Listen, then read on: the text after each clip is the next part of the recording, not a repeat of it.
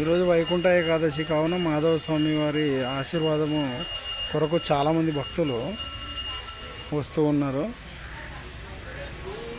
దేవాలయానికి ధూపదీప నైవేద్యాలకు కూడా సహకారం అందట్లేదని చెప్తున్నారు చాలామంది. దయచేసి ఎండోమెంట్ వారు దీన్ని పరిశీలించవలసిందిగా కోరుచున్నాము. చాలా పురాతన దేవాలయము. కోడుమూరులోనే చాలా పురాతనమైన దేవాలయాల్లో ప్రసిద్ధమైనది మాధవస్వామి దేవాలయము.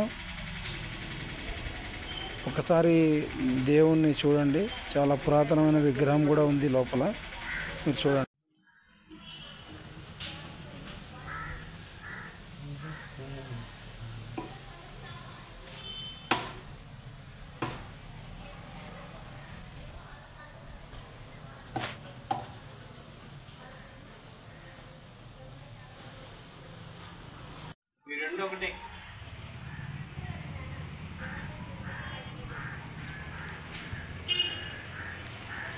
పురాతనమైనటువంటి కట్టడాలని చూడవచ్చండి, దేవాలయాన్ని.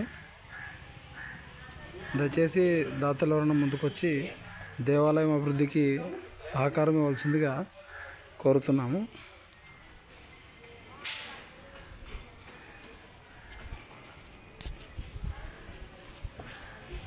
కోడుమూరు ముల్లగుర్తి రోడ్డు.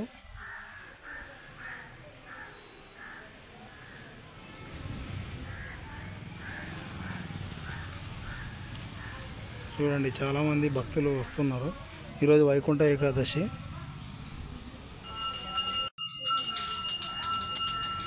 పిల్లలు పెద్దలు అందరూ కూడా ఇక్కడ దర్శనం కోసం వస్తున్నారు.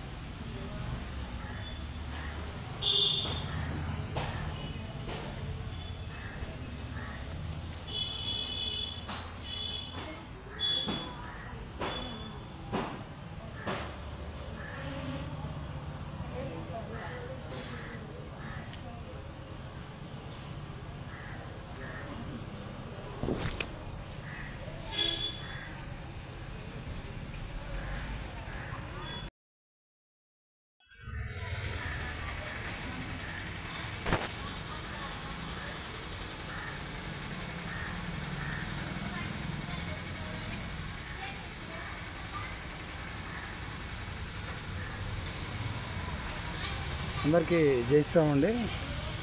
మన కోడుమూరులో మాధవస్వామి దేవాలయం ఉందండి. కర్నూలు జిల్లా కోడుమూరు మండలం, కోడుమూరు గ్రామము.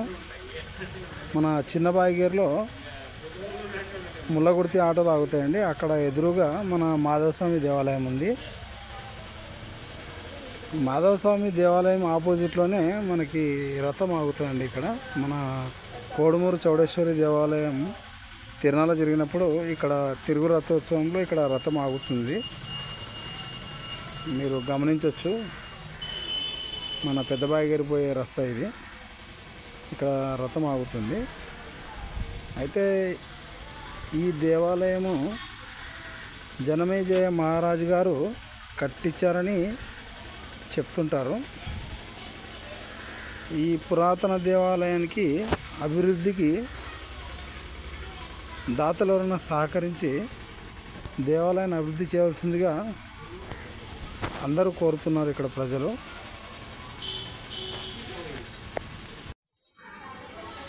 దేవాలయానికి ఉన్నటువంటి చాలా స్థలాన్ని ఇక్కడ చూడొచ్చు. అయితే ఇక్కడ ఉత్తర ద్వారం పెట్టాలని అనుకున్నారు.